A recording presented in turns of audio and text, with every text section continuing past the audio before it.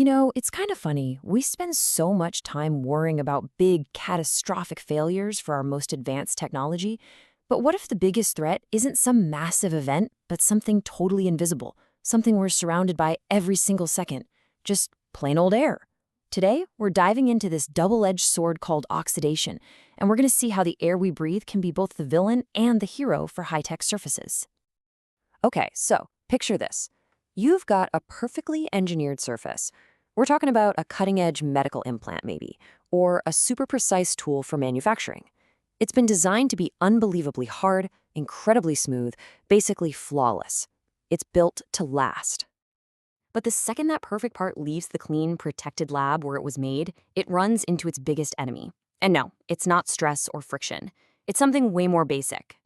What if the thing that's going to mess it all up is just the air? To really get what's going on here, we first need to introduce the star of our show, this really amazing protective coating. It's called titanium boron nitride, or TiBN for short. Now, this stuff is a powerhouse. It's what's known as a thin film coating, and engineers absolutely love it. Why? Because it gives you this incredible hardness and a super slick, low-friction surface. It's pretty much the perfect armor for anything that has to survive in extreme conditions. But this is where things get interesting. What happens when this perfect lab-grown coating gets out into the real world, into the open air? Well, the whole process is actually pretty straightforward. See, the TiBN coating starts its life in a vacuum, a totally perfect air-free environment. But the moment you take it out, the oxygen molecules in the air just go right for it. They start attacking the surface, creating a chemical reaction, and that reaction creates a brand new, super thin layer of titanium dioxide and boron oxide right on top. And right there, that's where the trouble begins, because this reaction, it isn't nice and even. The titanium on the surface oxidizes way, way faster than the boron does. So what you end up with isn't a smooth, new shield. Oh no, it's a patchy, irregular surface full of microscopic bumps and dips.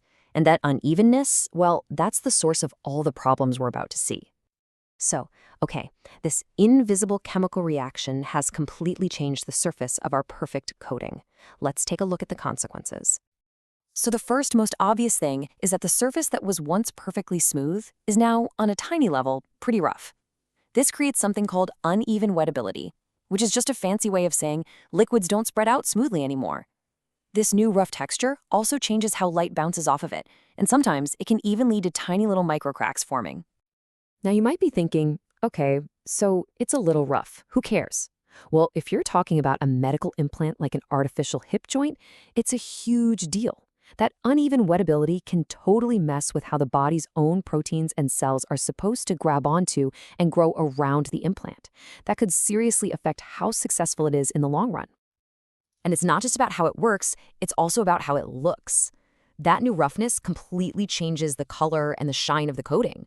So a device that once looked shiny and brand new might now look kind of dull or discolored. And for a doctor or a patient, that change in appearance can actually make them question the quality of the device, even if it's still working just fine. So at this point, it really sounds like oxidation is just the bad guy in this story, right? A purely destructive force. But just when you think you have it all figured out, the story takes a really fascinating twist. And this brings us right to the heart of the whole dilemma. It's a trade-off. On one hand, you have all these downsides we just talked about, the roughness, the weird colors, the cracks. But on the other hand, this exact same process gives you one huge, completely unexpected benefit. And here is the paradox. That same uneven, flawed, messy layer of titanium dioxide that's causing all the problems, it also happens to be an amazing shield against corrosion.